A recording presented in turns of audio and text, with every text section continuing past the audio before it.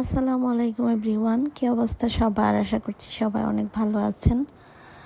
আজকে হচ্ছে আমি সারা বছরের জন্য ক্যাপসিকাম সংরক্ষণ করব আর টমেটো সস বানাবো এখন যেহেতু টমেটোর সিজন চলছে। আর সেই রেসিপিগুলো আপনাদের সাথে শেয়ার করব। আশা করছি ভিডিওটা আপনাদের ভালো লাগবে।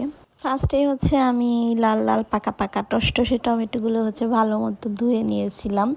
ক্যাপসিকামগুলো ধুয়ে নিয়েছি, ধুয়ে একটা ঝুড়ির মধ্যে রেখে দিয়েছি। এরপর ছোট ছোট টুকরা করে দিয়েছিল খালা। এগুলো একটা বড় হাঁড়িতে নিয়েছিলাম, মানে রাউন্ড শেপের যে হাঁড়িগুলো, এই হাঁড়িগুলোতে সস বানাতে আমার অনেক ভালো লাগে।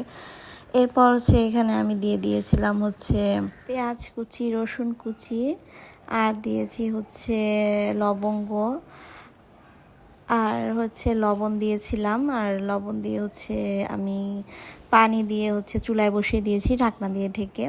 তো এখন আমি টমেটোর সসটা আমি সিদ্ধ করার জন্য, মানে টমেটোটাকে সিদ্ধ করার জন্য বসিয়ে দিয়েছি চুলায়। এরপর আমি এখন ক্যাপসিকামগুলো কেটে নিব। তো আমি এভাবেই কাজগুলো করে ফেলি, তাহলে অনেক তাড়াতাড়ি হয়।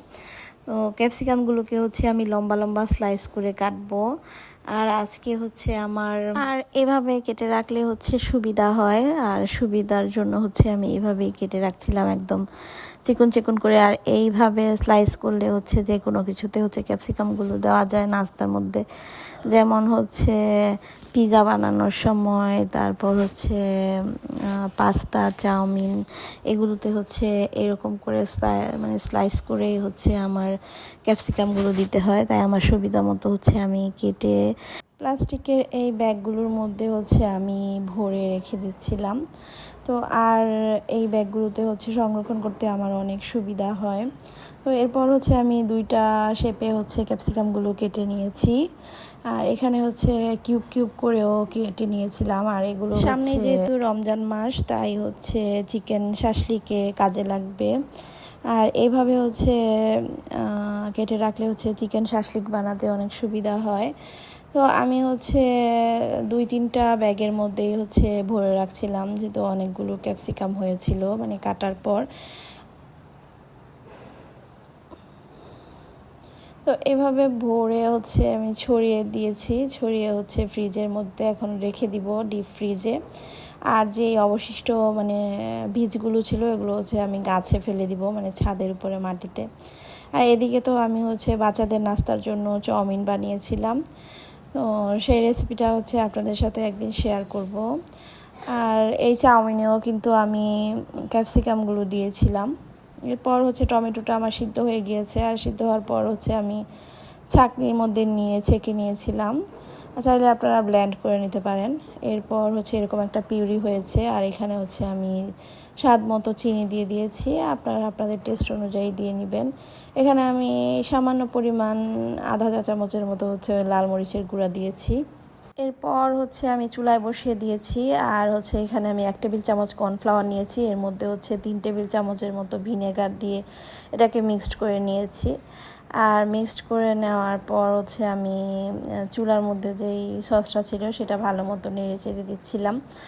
আর এটা কিছুক্ষণ ভালো মতো রান্না করতে হবে। আর এই টাইপসের হাঁড়িতে নেওয়াতে উপরে ছিটকে আসে না। আমি সবগুলো সসই এই হাঁড়িটাতেই বানিয়েছি। এরকম হাঁড়িতে বানাতে অনেক সুবিধা হয় আমার। আর এই তো আমি একটুখানি চিনি অ্যাড করেছিলাম আরও। তো এরপর আমি কর্নফ্লাওয়ারটা দিয়ে ভালো মতো রান্না করে নিব আরও কিছুক্ষণ। তো আমি চিনিটা অল্প পরিমাণে দিয়েছিলাম। তো চিনিটার পরিমাণ আমার কাছে মনে হয়েছিল কম হয়ে গিয়েছে, তাই আবারও মানে চিনিটাকে দিয়ে নিচ্ছিলাম অল্প অল্প করে। এরপর আমার সসটা আস্তে আস্তে হয়ে আসছে। তো এইভাবে সস বানালে অনেক দিন সংরক্ষণ করা যায়, আর অনেক টেস্ট হয় হাতের বানানো এই সসগুলো। তো কিছুক্ষণ রান্না করে নেওয়ার পরই আমার এই যে এরকম একটা সস রেডি হয়ে গিয়েছে। খুবই সুন্দর একটা সস হয়েছে। এরপর আমি সসটাকে ঠান্ডা করে এরকম টমেটো সসের মানে সসের কাচের ঝাড়ে ভরে নিয়েছি। এগুলো এমনিতেও সংরক্ষণ করা যাবে, আবার ফ্রিজে রেখেও সংরক্ষণ করা যাবে। তো এই তো আজকে আমার অনেক মজাদার একটা টমেটো সস রেডি হয়ে গিয়েছে। আর আজকের ব্লগটা এ পর্যন্তই। Thank you for watching.